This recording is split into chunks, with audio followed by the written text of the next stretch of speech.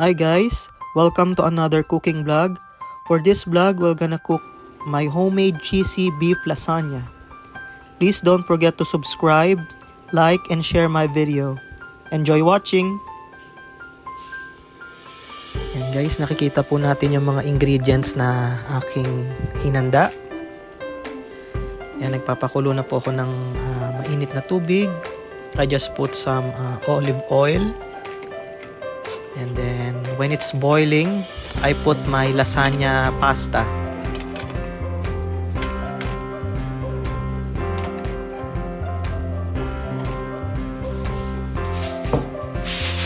As you can see, naghanda po ako ng lagayan ko for my lasagna plating.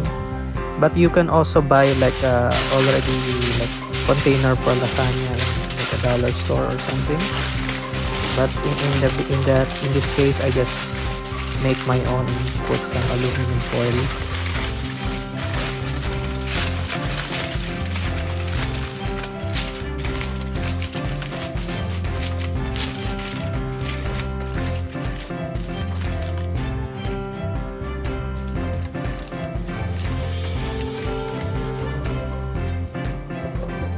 Ayan, kung ating pong makikita, kumukulo na po yung lasagna noodles natin.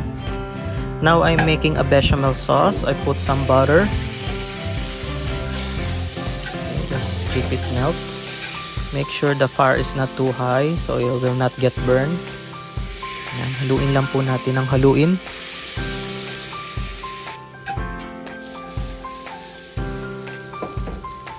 Next is I put the flour. Just stir it well.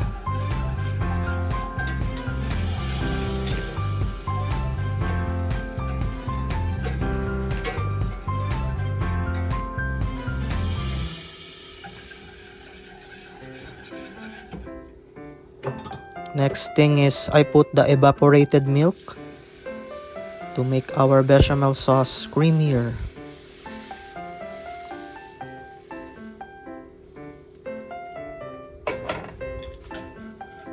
Haluin lang po natin ang haluin.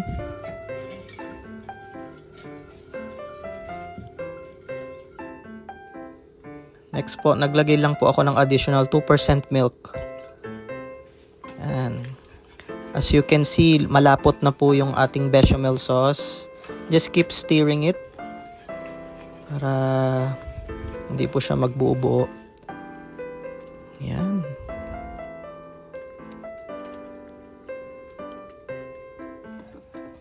Make sure the fire is not too high, so the consistency of the sauce is good. Yan.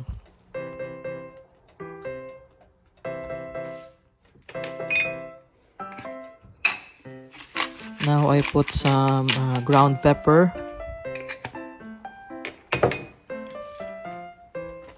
Yan, just stir it well.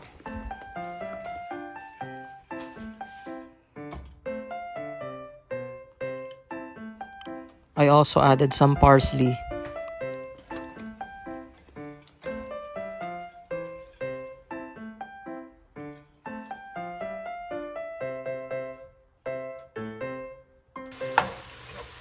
Ayan, kung makikita po natin, naggisa na po ako ng ating ground beef. Lagay po ako ng Italian seasoning in my ground beef. Also put some basil.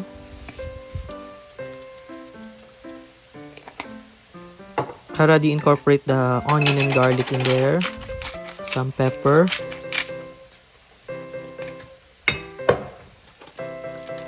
Some oregano seasoning to make our meat flavorful. A little bit of salt. Pampalasa po. At saka konting parsley.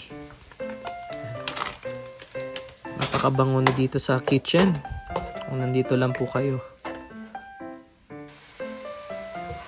As you can see, naglagay po ako ng red wine, Cabernet Sauvignon red wine, to enhance the flavor of my meat.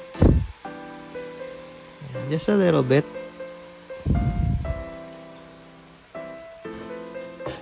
just keep it, just mix it. Halu-haluin lang po natin.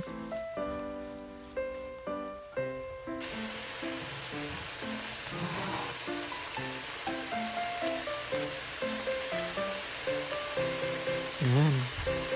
Now I am gonna put the tomato sauce. Alright.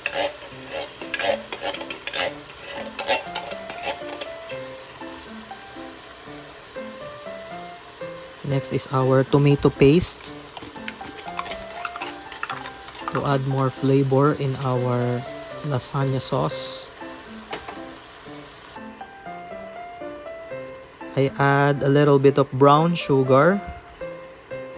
Filipino style po kasi medyo sweet po. That's why we are adding a little bit of brown sugar or white sugar just to make it sweeter.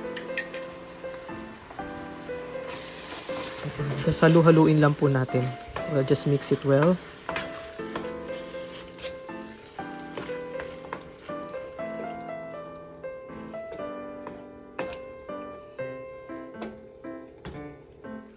Ayan. I add some Philadelphia cream cheese.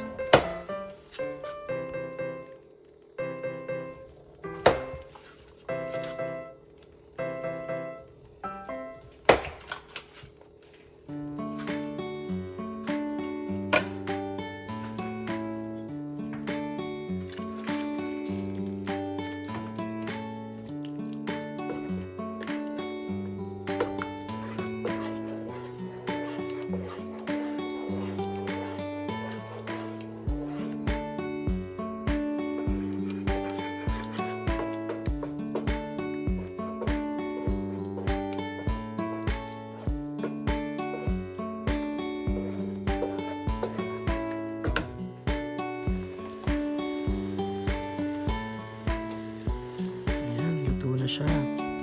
Now, as you can see, I already prepared the bechamel sauce, the pasta sauce, the cooked lasagna noodles, and I'm ready to plate it in my aluminum foil pan together with some cheese. Okay. To start it, naglagay po ako ng sauce dun sa pan para hindi po siya dumikit. Yung lasagna noodles will not stick in the pan. That's why I put some sauce there. Just spread it apart.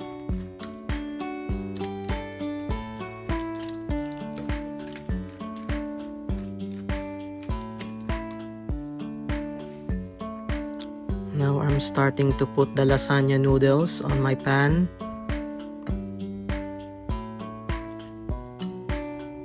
Latag lang po natin ng maayos para maayos ang ating paglalagay.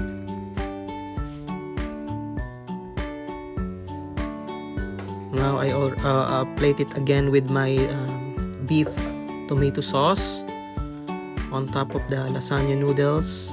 Layer by layer po ang paglalagay. I-equal po natin ang mga sides para lahat po may sahog, may palaman po.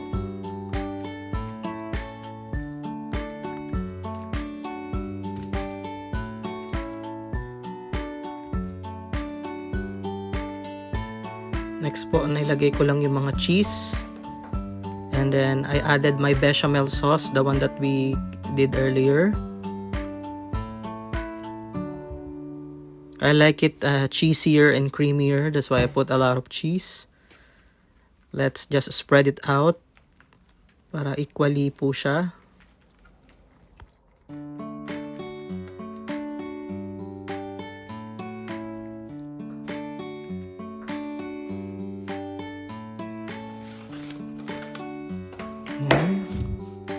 I also add some Philadelphia cream cheese. Yan po yung cheese na pag natikman po natin may add flavor siya talaga. Talagang creamier, cheesier po pag may cream cheese po tayong nilagay.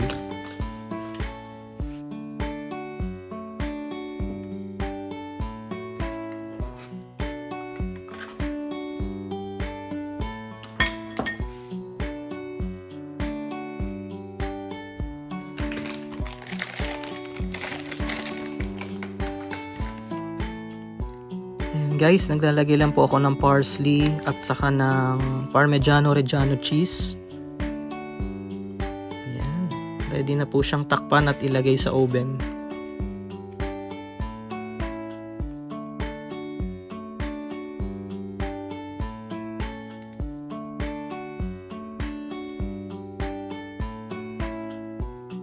Ayan, nag-preheat po ako ng 400 Fahrenheit in my oven to cook it for like 30 to 45 minutes. Ayan. As you can see, tapos ko na po siyang lutuin sa loob ng oven. Ayan. So I'll just open it.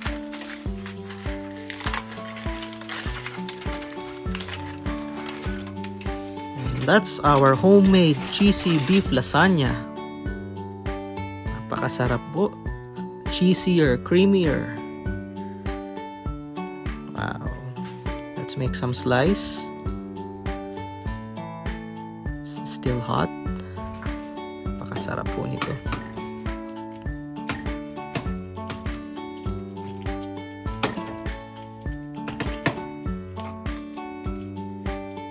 Alright.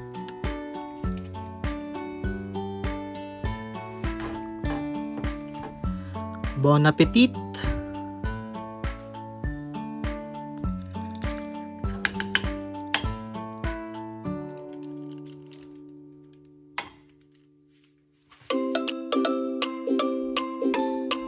Thank you for watching, guys. See you on my next vlog. Bye bye.